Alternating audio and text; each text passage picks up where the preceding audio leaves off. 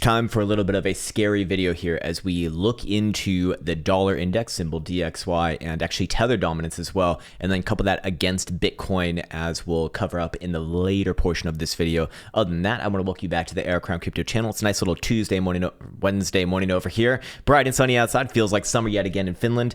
And more importantly, as we go into the normal view over here, I do want to say that this video should really be viewed in conjunction with the 5-day volatility versus stochastic momentum signature that we've been looking at in prior videos. And again, that sort of analysis is very much relevant basically for this next 10-day period. Until then, yes, downside probabilities do remain larger, or it's not that they remain larger, it's like they're favored, statistically speaking, within that time frame. Out of that time frame, after about the 15th, 16th of September, that's when things do start to change around yet again from a historical standpoint. But in the meantime, especially on these next couple Thursdays, this Thursday, tomorrow, and the next one next week are going to be big ones. That would become my pick of the day. So let's get into it right on over here, starting off with Dixie. And on the monthly, we can see a few very interesting things. First things first, volatility was contracting for nearly a year after the highs were put in October of 2022. That is where traditional markets have put in the bottom as of now, and basically Bitcoin as well, right? On top of that, as that contraction phase does start to subside, we can start to see right here the etchings of the beginning of an expansion phase. So this last year of price action was more or less a consolidation, and as volatility once again expands, really waiting for that moving average to move as well. However, this could really confirm the next sort of major macro move, you might even say. We can also look at this one and generally see that anytime that volatility has gone this low, that has been the end of that consolidation phase before getting ready for humongous moves both to the upside and the downside. In this case, it would be favoring the upside, obviously, as we do see on the monthly RSI. There is some hidden bullish evidence already in there, and we can see that the monthly jewel has lost its downside curvature and is going to probably have a chance to turn that cyan color at the end of this month, actually.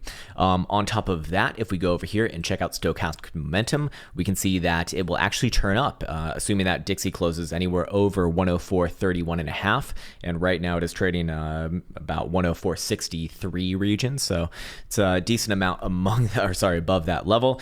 And this has been a pretty good indication in the past where we have seen major turnarounds, both the upside and the downside. But I'm just going to mark off the upside ones here, as that is what's most relevant for what we might see on this next one. And you can see the last few ones going over the last almost 10 years here have pretty much marked significant lows, actually. Now, to be fair, this current read over here is not as low as these more critical ones over here, but still, I would say somewhat comparable. And as as we do go further back, it does look like, this does hold some weight, historically speaking. So I do think that is worth paying attention to. Moving on now, we did see the 4-month time frame close coming off of the end of August. So in this case, the 4-month time frame for Dixie does have a good amount of history here, just because it's been it's been documented since about 1967. And what do you know? I mean, it's that looks like a higher low. It looks like a higher low to me. We can see the 4-month RSI reaching back for that bullish control zone, although not super convincing just yet. But should try higher. Should try higher in the short term, or relative short term, for a 4-month time frame, right? So that's like the next half year, basically. But going back into it right here, I want to say that on the monthly, while the next move very likely is to the upside, it doesn't necessarily imply continuation above the prior highs here. We could very easily see rejections around the 107, 108 region. But of course, in the more short term, that would imply upside. So generally speaking, that would put downside pressure on price action for most risk on assets. Yeah, it's not a one-to-one relationship, obviously, because Dixie is the measurement of the dollar's value versus a basket of other fiat currencies, not like the dollar's value versus, equities, because that's literally just the price of equities. It's funny how people always talk about that shit. It's like gross misunderstanding of what the fuck's going on. But more importantly, it does seem to work actually on the higher term time frame trends. So the real question is, on this next move, very likely to the upside. Does it start to break through critical regions, namely I'd say like that 107.5 region, maybe 108 region. If it does start to do that, then really have to entertain the possibilities and probabilities of a long-term continuation of this trend to the upside, gunning for prior highs on this rally in 2022, and maybe even new highs on top of that, gunning for the 2001 highs over here, if that were to happen. But that's still well and far away, but it would kind of play hand in hand within the short term. Again, looking at Bitcoin, downside is more likely still for this next 10-day period. Doesn't mean it has to go to the downside, but it means if there is going to be downside, it most likely happens within that 10-day period or so. And then if it doesn't, then things, do start to change around. But for right now, it is hard hats on, I guess. Anyways, let's go check out Tether dominance as well. I made a post about this on Twitter yesterday.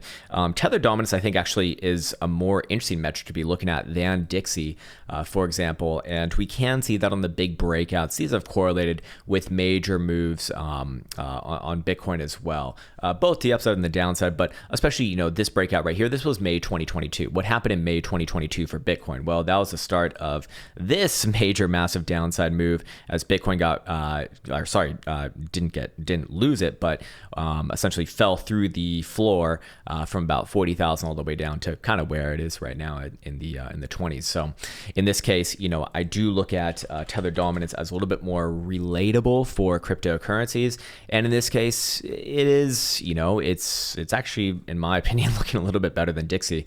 It has a very constructive rally right here. Very constructive consolidation right here, as it does, continually move in this fashion sideways and up.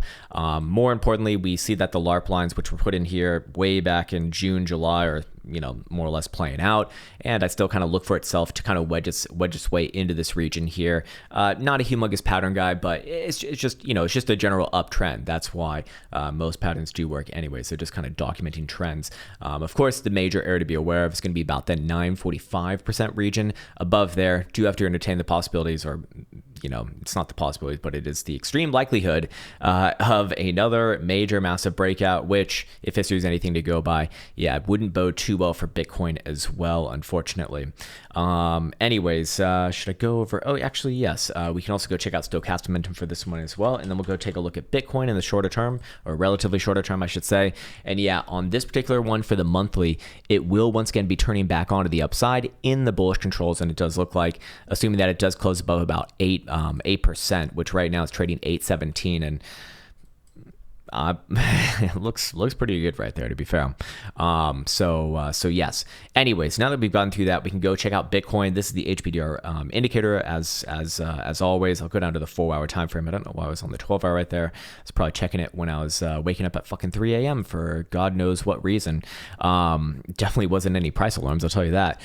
Still Bitcoin going sideways. So if it can continue to do this for another 10 days, that's gonna make me feel a lot more confident that Bitcoin will start to play in alignment with the statistics that we're looking at early or over the weekend, with a likely rally to end this month, but still has to survive this next this next 10-day spread. So going over here to the daily, do I see anything of particular interest? Next area of interest to the downside, if it really does want to collapse, assuming a big push to the upside for that Tether dominance or for that Dixie chart, could be looking at about 23.6-ish region, probably a bounce along the way at around 24.8, I'd imagine as well, if that were to happen.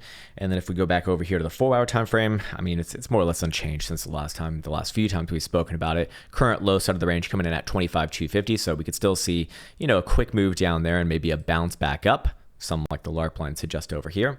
And current tops out of the range still around 26,650, which I do want to remain with my overall analysis that if Bitcoin does make it to the 15th, 16th without completely shitting itself, I still think that upside this particular month would very likely be limited to just below 27,000 bucks.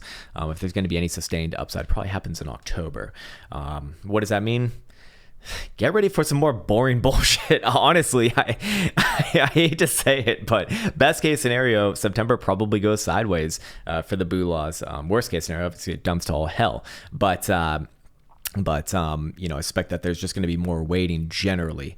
There's not going to be like any humongously nasty major moves, whether it be to the, or very unlikely to the upside right now, but also to the downside, maybe to the downside as well. I mean, it's not really, it's had so many chances to break down and it just doesn't do it.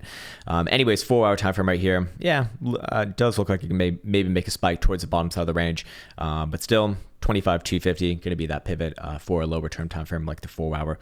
Going over here and referencing stochastic momentum, let's see what the higher term time frames are suggesting. 5 days still needs one more day. I'm going to be very interested to see where that one comes in next. The 2-day time frame is flippy flopping its whole way around here, but currently up, or will turn down below 25,850. Currently trading about $100 below that pivot. Daily time frame going to be actually turning up above 25,850 as well, but currently down, obviously. 12-hour time frame is going to be showing downside below 25,820. Is this just going to be the number of the day? 6-hour time frame also showing downside below 25,820. 4-hour time frame going to be showing up above 25,700. Okay, we got something different there. And hourly is going to be showing down below 25,760. You know, just all these numbers are extremely close to each other right now. If downside is going to happen, I do believe Thursday is probably the day. The reason why I say Thursday is because it's the most, it's the day with the most downside, generally speaking, for Bitcoin for like the past year and a half now. So something to be aware of right there. When we do see the biggest down days, yeah, Thursday is most often it. And I think that's a good place for me to be leaving off on this particular video. Yes, indeed. Yeah. Good place right there. We'll come back at it tomorrow for the dreaded Thursday. And other than that, I want to wish you the best as always. Take care, much love, and see you hopefully Thursday.